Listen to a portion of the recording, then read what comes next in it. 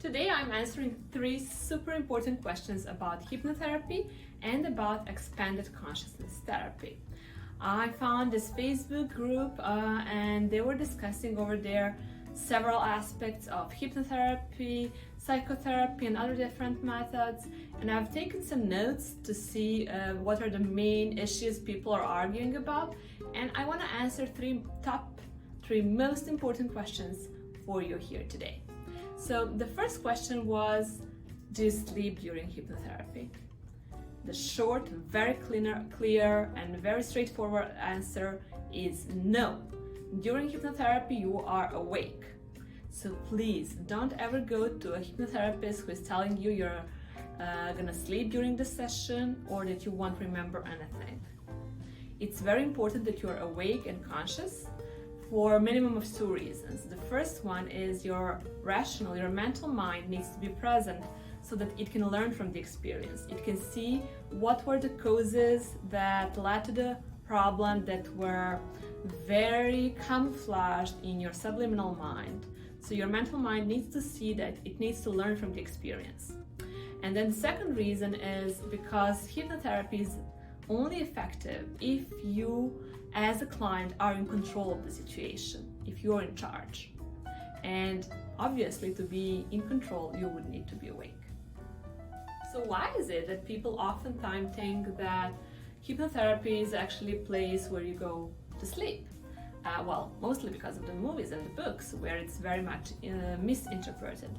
But basically, it might be also because in this hypno state, you're so relaxed and your consciousness is so expanded that you are probably 1 or 2 steps away from falling asleep. But you're not falling asleep. You're very much awake. You communicate with your therapist all the time. So you are just very focused on your inner world, on your connection with your inner being, on your experiences within you and feelings. And you are expressing those, you're conveying those emotions and feelings to your therapist, you're talking to him or her, and that's why it's so important that you are awake. You can even get a video of your whole session if you want to, because in 90 minutes, how long the session lasts, a lot of that can happen, so you sometimes want to go back and to review the most important moments. But you're not in a state where you don't remember things. You're completely aware of everything that's happening around you. You're just probably even more aware than you are in your regular state of mind. Another question people asked in this group is how one average hypnotherapy session looks like. So every hypnotherapy session is of course different because every client is different, but let's say one example is the following. The session lasts around 90 minutes or so, and at the beginning we talk about what is the issue that's troubling you, what is it that you want to change, and what are the goals you want to achieve. What usually happens is that the problem that initially brought you to the therapy is just a surface, just a face problem, and then we need to go a bit deeper and see what is really causing that issue for you and what's the thing that we need to work on. Once we agree what we should be working on and what's your goal that you want to achieve, I as a therapist help you go into a very relaxed state. It takes around 10 to 15 minutes depending on the person and the level of stress they usually have in their life. So it depends on how easy it is for you to get into relaxation mode. That's a more passive part of the session, and then we go into parts therapy. That's very active part of the session. That's the part where you go to the subliminal mind, you identify the cause of the problem, you see why it was originally developed, why it was created, how it was helpful in the time when it was created. We negotiate the new role that this part of your personality is now going to take on. And that's very dynamic. So you talk to your therapist all the time and you're talking to that part. It's very interesting, very emotional. You agree with that part what its new role is going to be. Towards the end of that negotiation process, you might even agree on some signals that you're going to use for that new role, new strength to continue developing even further on after the session in your life. So once we do that, I help you slowly come back to the regular state of awareness, and then we talk a little bit about your experiences and see if there is a need to schedule another session or not. That's an average session. Again, it can take many courses depending on your previous experiences, on what your soul really needs. And people often ask if they can go back to work right after the session or not, if they should have the whole day off work for going to see a therapist or not. So yes, you can go to work after a session. Give yourself 10-15 minutes. I'm helping you ground yourself, gain some stability and focus again, so you can go back, drive home if you feel like that's what you want to do.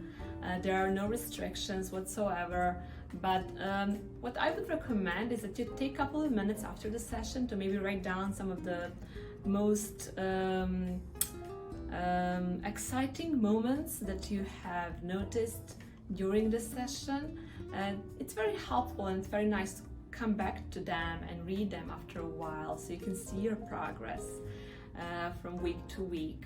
Because hypnotherapy is a very effective method, you're not going for months or for years to see a therapist. You usually go 1 to 6 times. And imagine if you were, let's say, sitting by the pool and reading a book, or watching somewhere in the distance, enjoying the nature. You wouldn't just jump right away from your sunbath and start running a marathon, right? So don't do that after the therapy as well. So you were in this relaxed state of mind, your body was relaxed, so give it a few minutes to gradually adjust to your average daily rhythm. I'm usually suggesting that after the therapy you don't go straight to a party, you don't consume right away a huge amount of alcohol, or you don't engage immediately in a very hard intellectual activities. So 10, 15, 20 minutes, whatever you feel you need, should be enough to go back to your daily life. And the third question I want to discuss today, and that people often ask, is what's the difference between hypnotherapy and expanded consciousness therapy? So basically, for you as the client, the main difference is that in hypnotherapy we use the state of hypnosis. So even though we don't use the clock and so on, it's really not necessary. That's not what hypnosis is. We can use hypnotic techniques to help you relax.